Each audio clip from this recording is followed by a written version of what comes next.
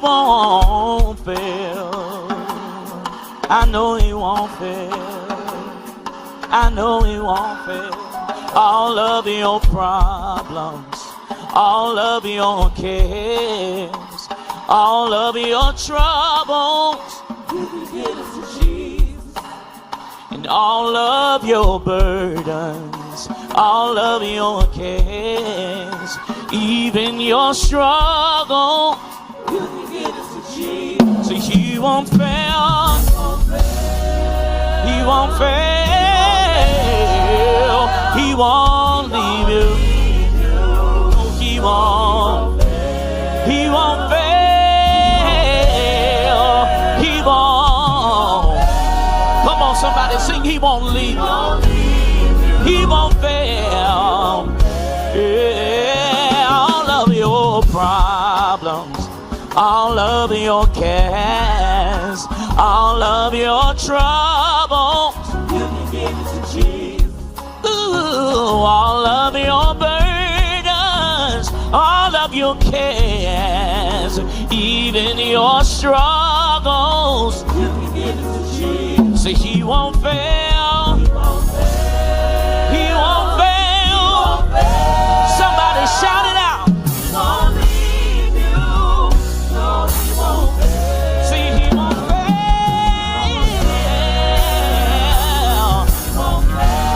God won't leave you. He won't fail. Come on. He won't fail, no. He won't. No matter what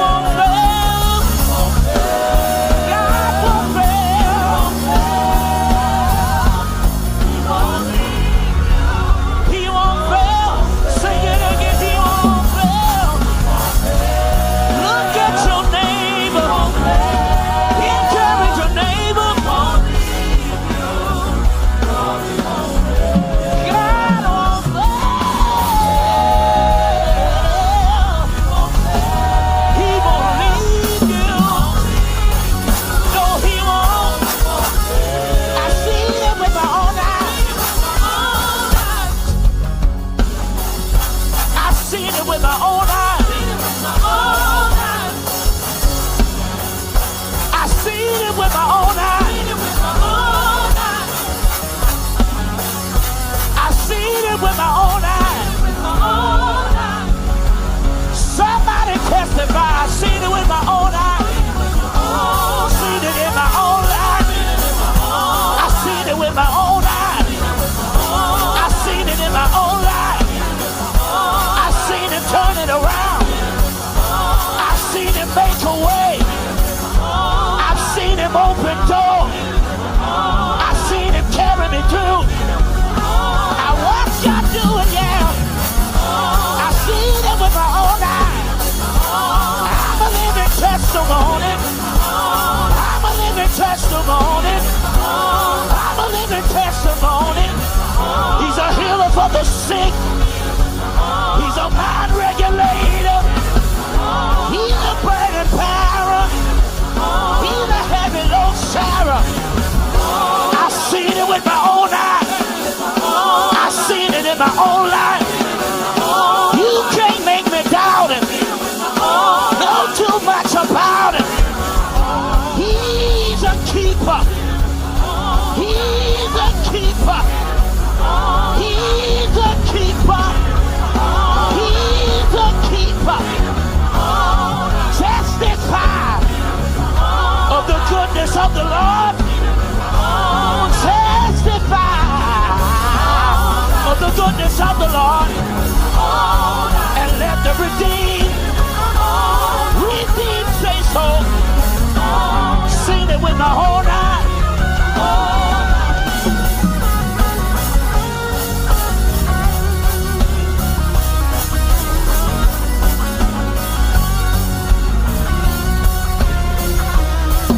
Somebody take a moment, open your mouth, and give God the loudest shout you got.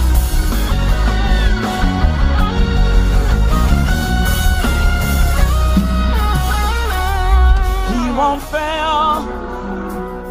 He won't fail. He won't leave you. No, he won't fail. He won't fail. He won't fail. He won't leave you. No, he won't fail. One more time. He won't fail. No, God won't fail. He won't leave you. No, he won't fail. God can never fail. He won't fail. He won't leave you. He won't leave you. He won't leave you. God won't leave you. How do you know? Because he didn't leave me. No, he didn't leave me. That's how I know that he won't leave you. Look at somebody and say he won't leave you. See, he won't leave you. He won't leave you. I don't know where you are, but I'm here to encourage you that God will never leave. God will never forsake you. He said, even if you make your bed in hell, I will be there. He is there all the time. He is there all the time. He was waiting patiently. He was waiting patiently. God is waiting patiently. Waiting patiently in line. He won't leave you. He won't leave you. No, he won't fail. God is able. God is able.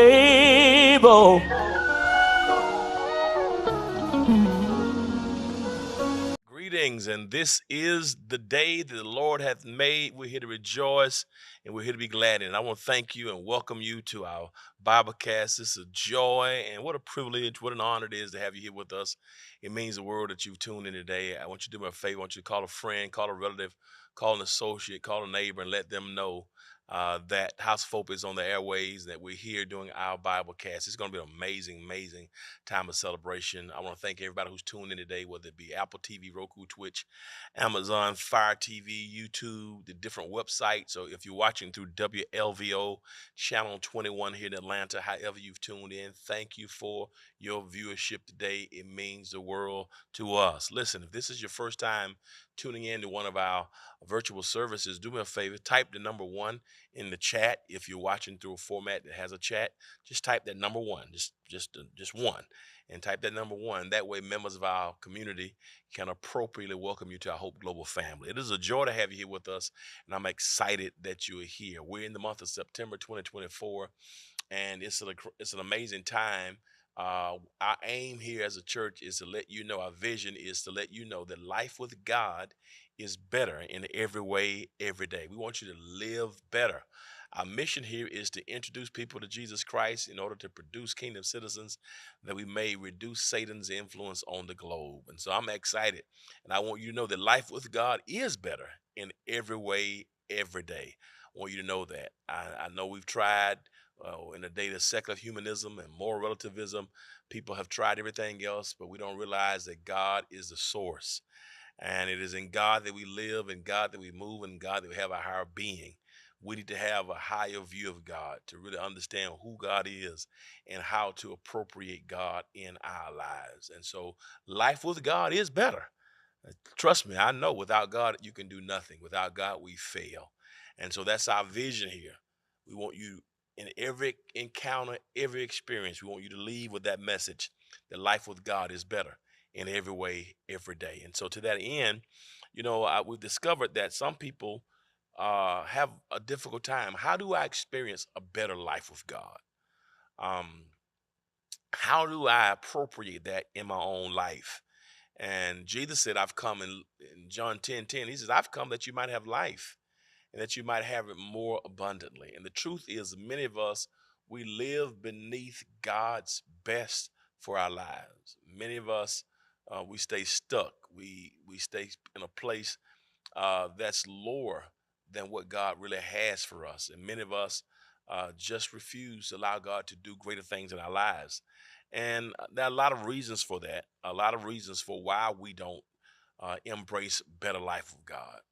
Um, there are a few reasons. I believe one of the reasons that we don't embrace life with God, I think, is because of pride.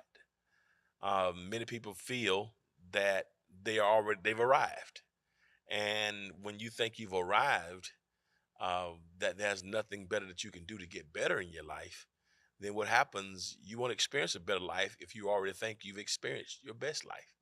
You know, I saw something some years ago that was very motivational that talks about living our best lives and living our best lives now. And I get the message of that. But I really believe our best life won't be lived until we get to heaven. But I do believe that every day we should be striving to live a better life, to know that life with God is better in every way, every day. And uh, Dr. Tasha Urich, who's an organizational psychologist, stated that some people don't have the self-awareness to realize that they're not living the best life possible. And so it's hard to embrace more when you think you're already there. And so pride is a major distraction. And we know in the book of Proverbs chapter 16, the Bible says that pride goes just before destruction. And so pride has prohibited a lot of people from going on into more because you feel like I don't need God, or I'm the captain of my own ship. I'm in control of my own soul. And so pride makes people feel that they have already arrived. They don't realize that pride it indicates arrogance and conceit, and it also can lead to your ruin or to your downfall. And so some people don't make it, and so pride precedes downfall. Pride precedes downfall. Individuals who are overly confident or boastful may become blind to their shortcomings, which makes them vulnerable to failure or destruction. So if I'm not self-aware to know what my own shortcomings are. And then what happens in my effort to not be honest about who I am or who we are, the lack of self-awareness keeps us from experiencing that. And so very, very important. The Bible also talks about a haughty spirit. In Proverbs 16:18 through 19, pride goes but just before destruction, and a haughty spirit before the fall. And so haughtiness, arrogance, conceit, thinking too highly of oneself can prohibit us and can become an enemy of God's best. And so a lot of people won't embrace a better life with God because they're too prideful. The Bible tells us that God resisted the proud. That's what Peter says. That God literally, what it means in Greek, God literally puts his finger on those who are prideful to stagnate them. So God stagnates. God intentionally is involved when people who are prideful and haughty to prohibit them from living their best. So many people will never get to another level in life because God has resisted them. God doesn't want to deal with those who are prideful. And so pride can be a thing that causes people from experiencing God's best. And so having a haughty spirit emphasizes the idea of those who elevate themselves. And so the lack of self-awareness can really, really be problematic. And so the reason why some people won't live a better life or they're staying the same is because of the problem of pride. The problem of pride. The problem of pride. Um, there's another one I want to give you, and so pride will stop people from experiencing their best. The other one I want to give you today, why don't people embrace a better life, or why do people stay the same and don't want to change? Not just the problem with pride, but I want to call this the perplexities of trauma. Sometimes trauma, people have been so traumatized, and sometimes oppressed and depressed and repressed and suppressed, that these things can keep people stuck in the same in mediocrity and living the same type of life. And we really see that present in the Gospel of St. Mark. If you notice the Gospel of St. Mark, chapter 5, it's a very powerful passage. In Mark 5, Jesus the Christ was on his way to Gadara to perform a miracle. And when he got to the city of Gadara, he finds himself in a cemetery. And the Bible says that in that cemetery, he meets a man named Legion, a man who was in the tombs and in the mountains, and he was cutting himself with stones. And this man named Legion, who was under this, had been bound with fetters many times, and no man could tame him, the Bible says in Mark chapter 5. Nobody could restrain him. He was in the mountains, cutting himself. I want to call him Mr. Perpetual Motion.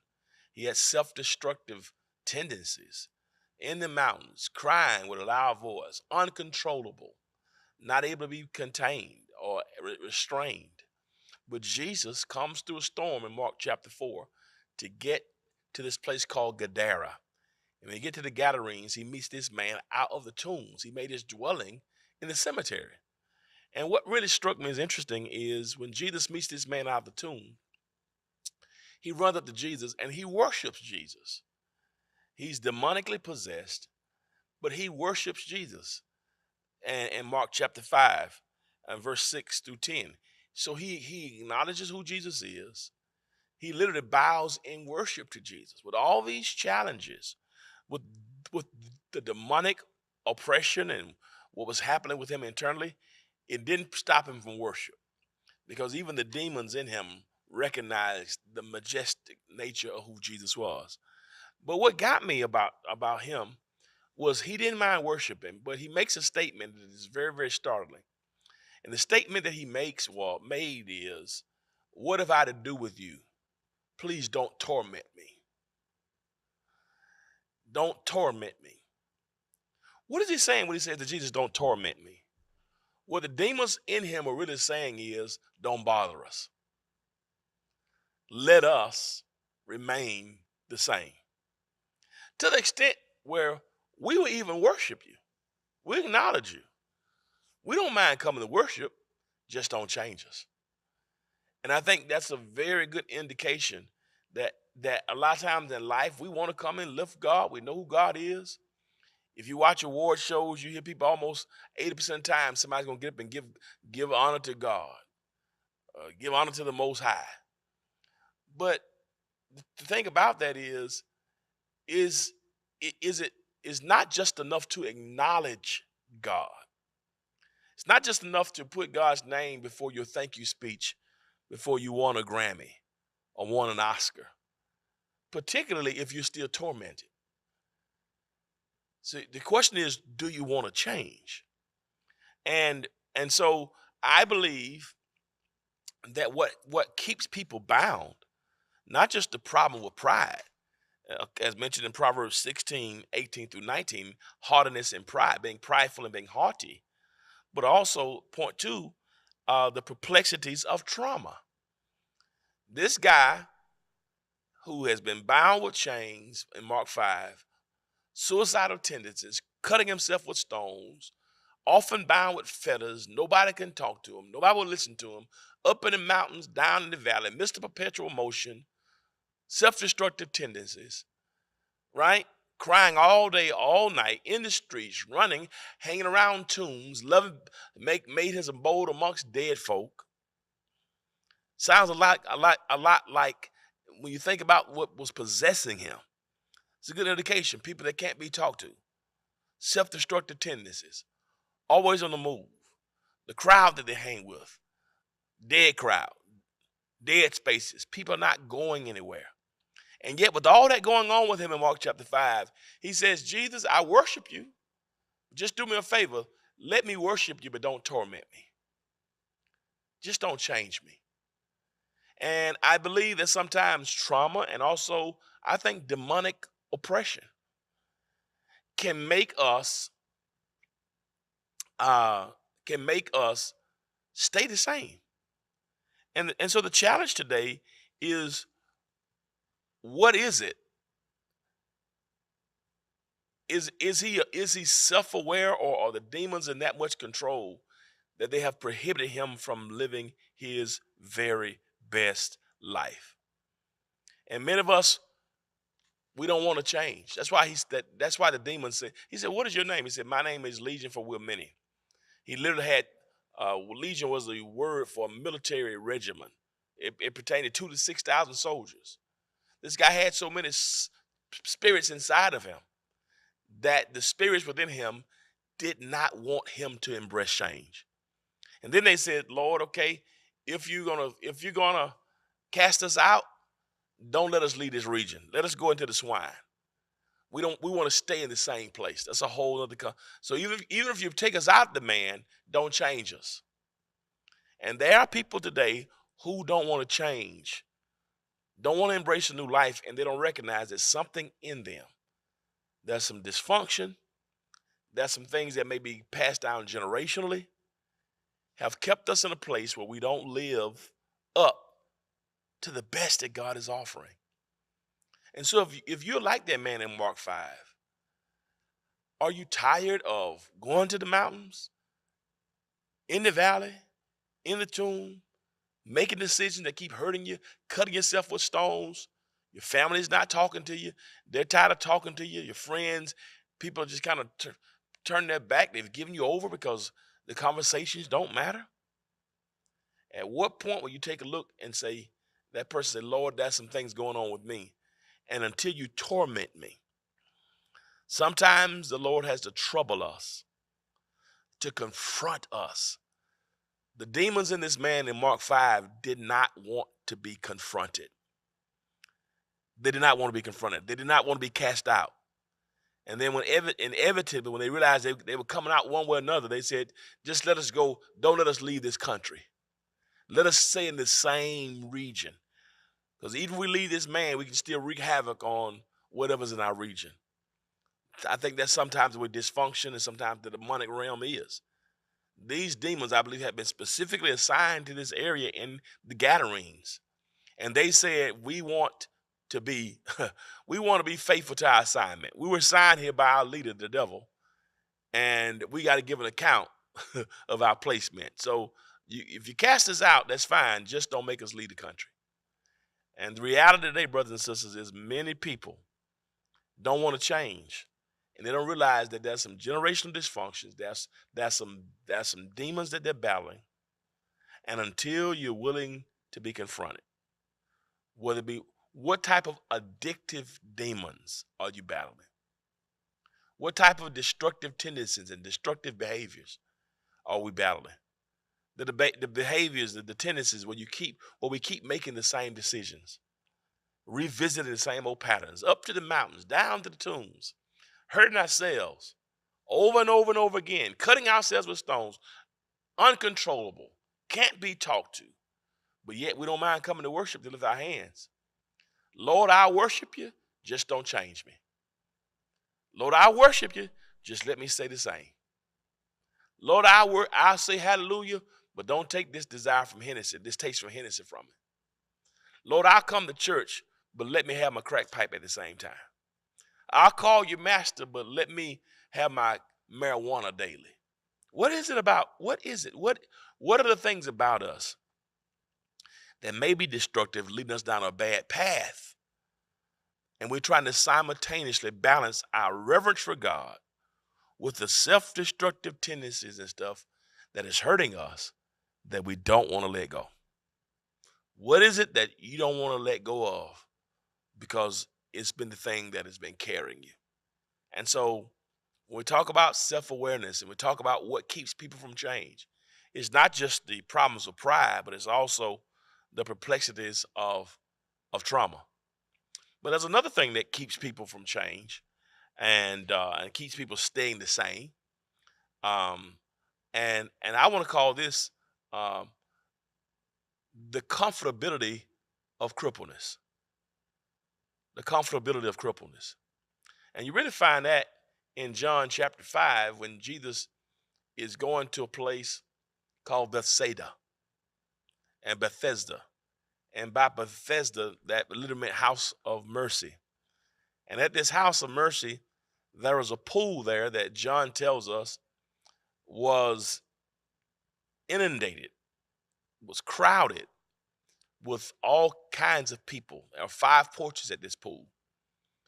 And around this pool, he says in John 5, you had withered folk, halt folk, blind folk, folk with all types of physical maladies who came to this pool in Bethesda, this house of mercy. All kind of people with conditions, all kind of people with bad situations going on with them. But they were at this place called mercy. And there they believed that once a year that some superstitious practice would occur. It was borrowed from the Canaanites. They believed that this cosmogony would take place annually, where some angel would come to trouble the waters there at this pool of Bethesda. And they also believed that when those waters were troubled by the angels, that whoever jumped into the pool after the waters had been troubled, that person could be healed of their malady. Well, notice what happens there. We're introduced to a man. His name is not mentioned, but don't allow his anonymity to rob you of his significance. Out of all the people who were at this pool that day, waiting for this cosmogony to occur, scriptures tell us that one man specifically is highlighted. It's a man who's been in the same, there's that word again, a man who's in the same predicament. He's been at this same place, listen carefully, for 38 years. For 38 years, he has not experienced life with God in a better way. For 38 years, he's been in the exact same predicament. And out of all the people who were there that day, as Jesus comes by, it's interesting that Jesus only has a conversation that's recorded here with one person. It's beautiful. It seems as if Jesus made a trip by Bethesda that day because he had one item on his agenda, and that was to deal with the man whose life had not experienced change. And Jesus sees him, and the question is asked of that man. I want to ask that question to you because it's very existential. Wilt thou be made whole? What Jesus literally says is, Do you want life with me to be better? Jesus is literally saying, I want you to be self-aware and contemplative for a moment. I want you to be very reflective, and I want you to look within to answer the question, do you want to get well? And this man, it seems almost like an insensitive question to ask. Jesus, I mean, you know where he is. I mean, you're the divine Son of God according to the Johannine account of the Gospels. You know all things. He's here 38 years at this appropriate time when the angel supposedly comes to superstitious to trouble the water. Would he be here if he didn't want to be made whole? He's at the house of mercy. Will thou be made whole? And notice the man's response is quite interesting. He never says yea or nay. He says, Lord, I have no man to put me in the pool. For whenever I try to get in, I can't get in there because I'm crippled. Some said he was paralyzed, paraplegic. Others have said he was just immobilized. He was not complete a paraplegic. He had to be taken there. So maybe he didn't have mobility in his limbs and his legs. Bit of inconclusivity there, but he does not have the same mobility that everybody else has. There are some paralysis that prevents him from getting in. He said, when I try to get in, somebody jumps in before me. I have no man to put me in the pool. Notice he never answers the question of, do you want to be made whole? And I thought about that. A lot of people today they may be at the house of mercy, but it's possible to be in a place so long that you become comfortable. There's some comfortability in crippledness. That crippledness and that has become your identity. And maybe he's in a place where he feels that if somebody, maybe he's been in this predicament so long that he wouldn't know how to live. It's interesting, I did a lot of prison ministry coming up. And one of the things I learned about a lot of people who've done a long bid in prison, the idea of living on the outside is very intimidating. I mean, just imagine if you've done a 20-year bid in prison, and after 20 years, now the thought of having to get a bus ticket and $35, which is given to most inmates. If I come out of prison with no job, no skills, no education, families turning their back on me, wife, girlfriend maybe have moved on. If you're a woman prisoner, family treats you differently with the criminal record. Trying to think about how I'm going to survive, where am I going to live, how am I going to eat 3 meals a day? For some people, the thought of staying imprisoned is more comfortable than the fear of living on the outside. Because at least I know in jail I got something to wear, I got a roof over my head, I got 3 square meals a day. And I would rather stay in what has been confining than step out into the realities of what may be. Some people don't want to change because their crippledness has become their identity. My question to you today, to all of us, what areas in your life need to be changed? Do you want to be made whole? There's a lot that's happening in our community. There are a lot of men historically, and now even women, who the idea of relationships is intimidating. There are a lot of men who don't want to get married because they can't see themselves committing to one woman.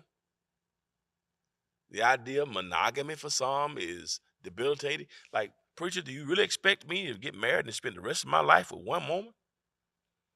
I've always been a philanderer. I've always had multiple women. You think I'm just the question is, wilt thou be? It's in my nature. The men in Africa, the polygamy was culturally acceptable. I hear you.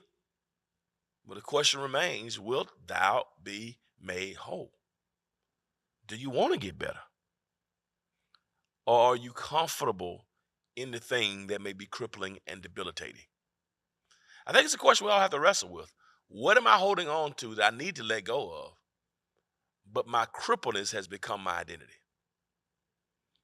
Am I like that man in Mark 5? I don't mind worshiping, just don't change me. I don't mind worshiping. Just let me keep hanging with the people I hang with in the dead places. You know, I don't mind worshiping you. I know who you are, Jesus. Just don't torment me. Don't change me. Don't you bother what's in me now. I lift my hands, just don't change my heart. Oh, I bless you and give you glory, but let me hold on to this bitterness, this unforgiveness. Yeah, let me sing in the choir, but still bitter and got hate and hurt. Stuff I haven't released from somebody who hurt me 10 years ago, but I give you praise. Oh yeah, I want to walk in Jerusalem just like John. Just don't make me walk with John and Johnetta down here. Oh Lord, let me shake your hand. I want to hold my hand. Just don't make me shake the hand of the person who is seated next to me. Oh Lord, I want to sing the heavenly choir. I just don't feel like singing the House of Hope's choir right now. I don't mind giving you glory. Just don't touch me. Don't change my life. Let me stay with the stuff that I've been doing. That's the thing.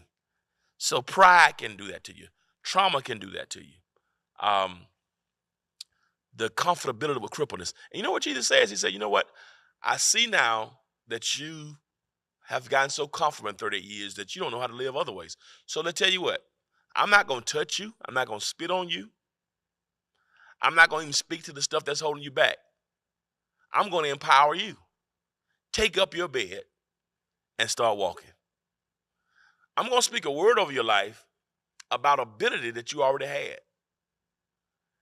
You have been known based upon your palate that you've been laying on. Whenever folks saw you, they saw that palate holding you.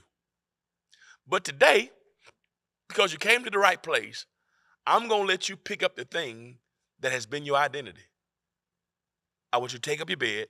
Now I want you to carry it.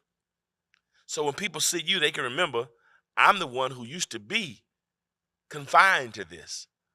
But now I can stand and boldly declare that life with God is better in every way, every day. That's the point I want to ask you. You know, stories told of and it's a joke, so please don't take it offensively. Stories told of a prophet who went to a healing service. It was a miracle service, and he saw a white man who was blind. He laid hands on the white man. The white man got his sight. Start praising God. He saw another man, an Oriental man who was deaf. Touched the Oriental man's ears, and the Oriental man could hear. A miracle. Folks start praising God. Then the healer, the faith healer, the prophet saw a black man in a wheelchair. That man was on the stage, and he saw the white man get his sight. He saw the Oriental man get his hearing. And when the prophet got ready to touch the black man in the wheelchair, he said, hold up, preacher, don't touch me. I'm on disability. In other words, don't change me, because if you change me, I may lose my check. That's what happens sometimes in life. We're so comfortable in our crippleness that I'd rather stay crippled than allow God to empower me to take up the thing that's keeping me stuck so I can live a life that's better in every way, every day. Last thing I want to give you is this.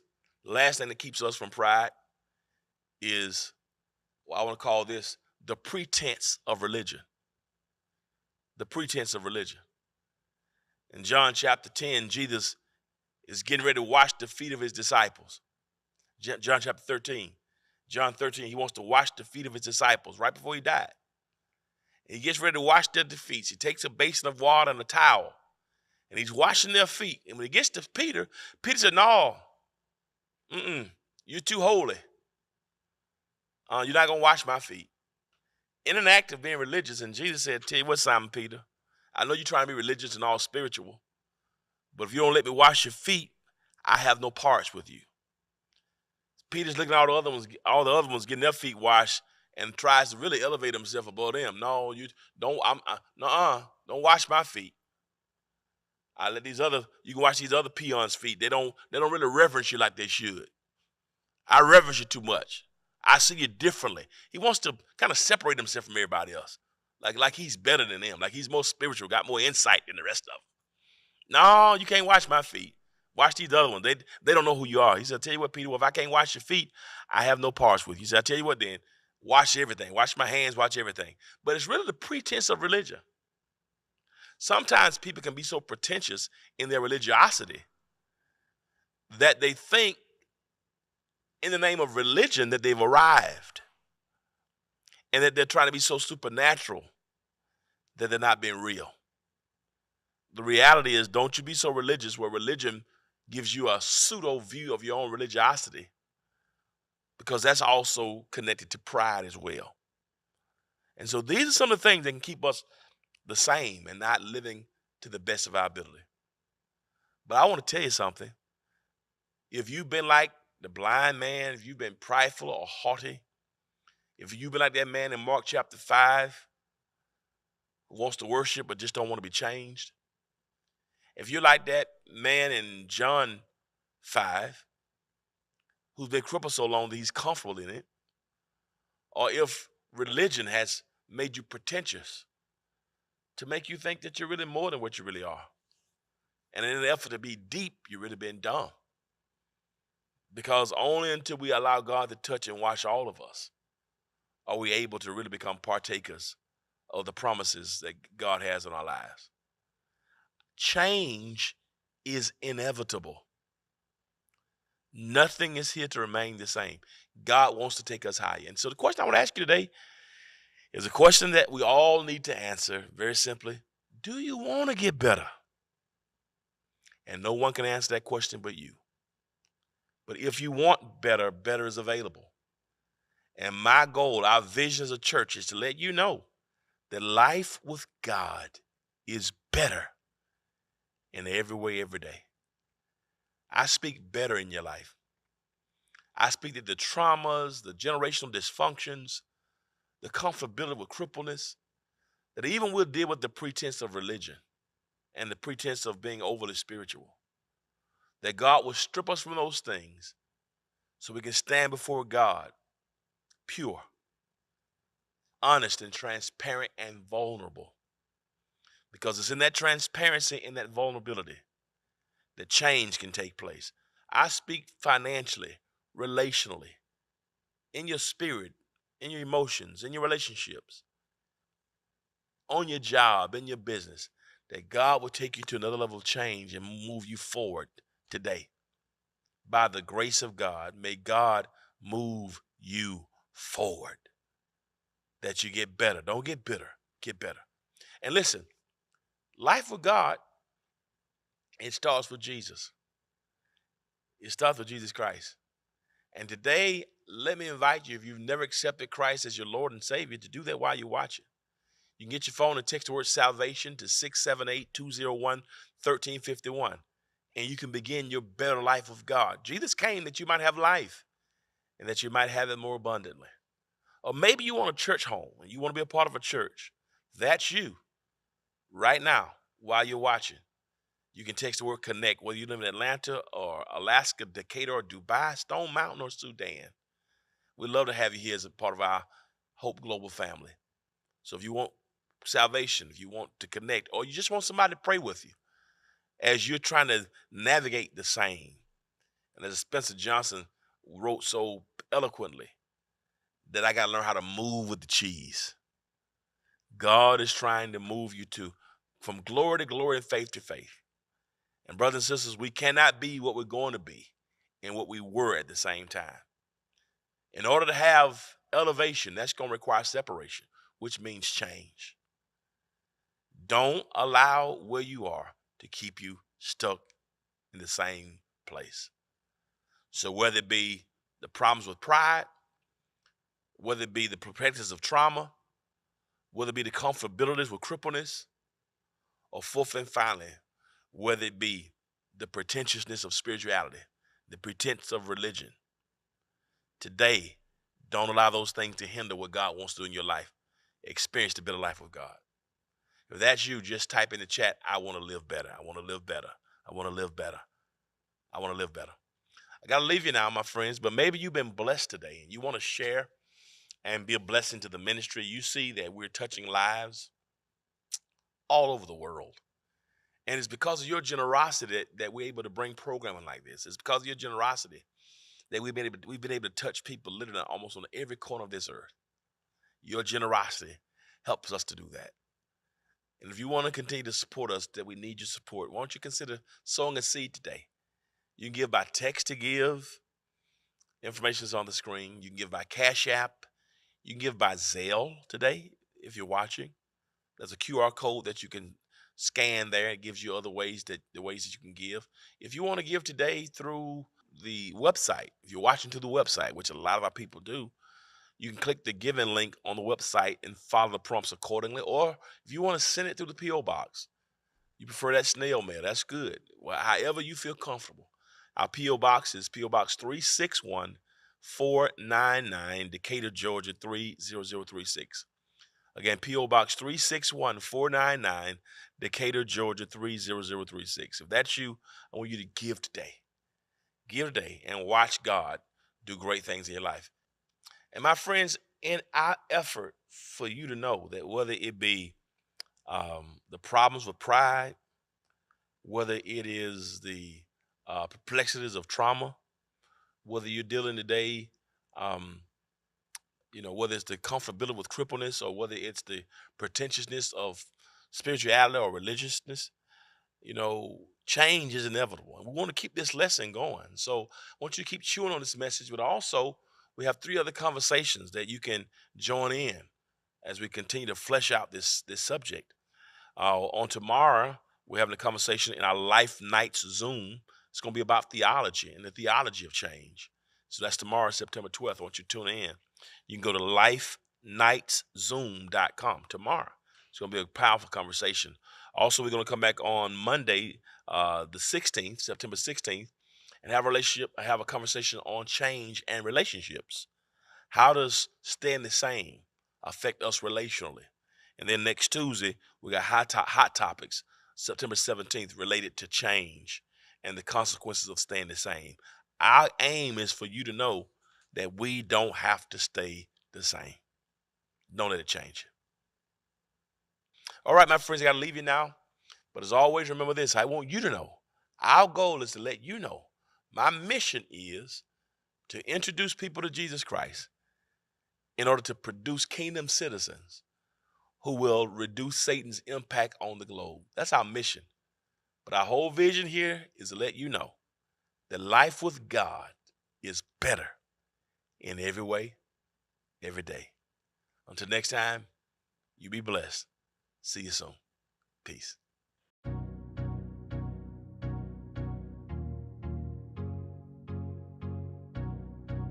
Corey, not too much. It's not easy being green, It is not easy being green and cream and black, I guess. Green and black was the...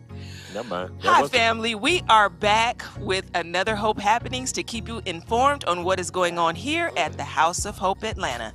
So to start, we're going to talk about the Posh for a Purpose organization in partnership with the House of Hope Atlanta and Destiny World Church.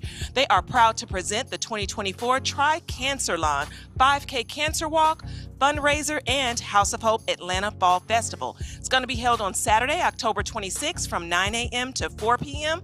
on the campus of the House of Hope Atlanta. Invite all of your friends and family of all ages to come out and enjoy a fun-filled day of walking for a great cause.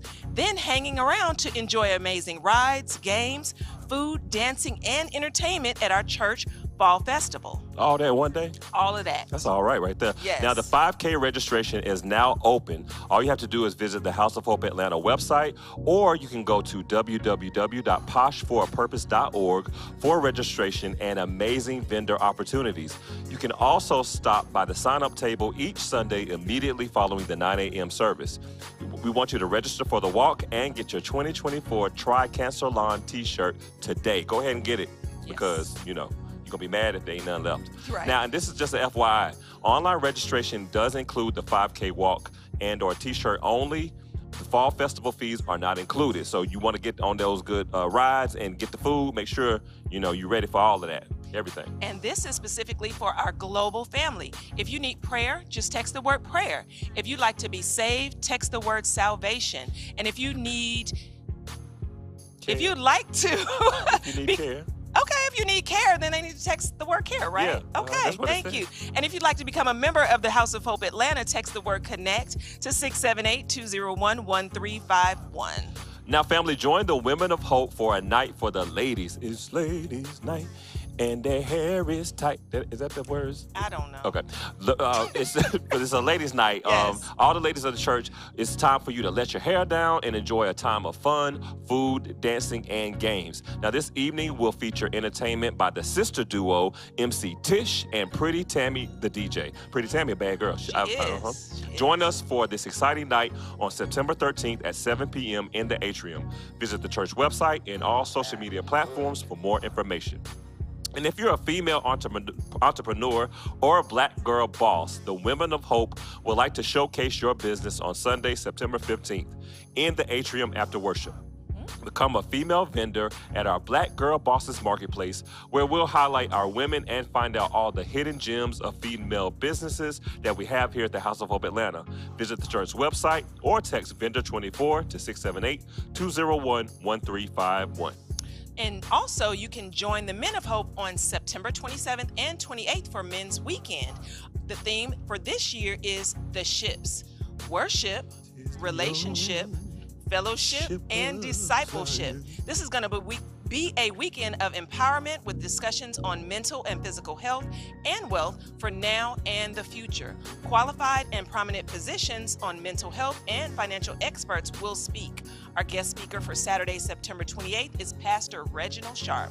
So to register, text Men Strong Men strong. to 678-201-1351, or you can visit the church's website. And we want all the men to join the Deacons Ministry of House of Hope Atlanta for the 14th annual golf tournament honoring H.F. Shepherd and Danny R. Edwards on Monday, September 16th. Now, this tournament will be held at the Stone Mountain Golf and Country Club. If you want to register, just visit the church's website or text Golf24 to 678-201-1351, and all proceeds will benefit Tabitha's House. Awesome. The fall session for Life University starts on September 15th. You can join a Life University small group by texting the word LIFE, L-I-F-E-U. It's not really a word, but it's not L-I-F-E-U. Well, to We still want them to text it. Of Crystal. course, All of right. course. Text those letters to 678-201-1351. And if you are looking for a way to connect, learn, encounter God, ask questions, and nurture your spiritual growth while in a community with others, then Life University is the place for you. There are a variety of class times, dates, and small groups. And, well, I think that's our time That's it? for now. But Okay. remember that life with God is better in every way, every day. Be blessed. It's not easy being green. You remember that episode of Cosby Show? No. What? I'm just playing. Rudy wanted to wear that sweater, and they had played It's Not Easy Man. You don't remember Yeah, that? I do. I actually do. Yeah. Crystal don't. Let me tell y'all something No. about my friend Crystal. We bring up old movies, old shows. She's like, she don't be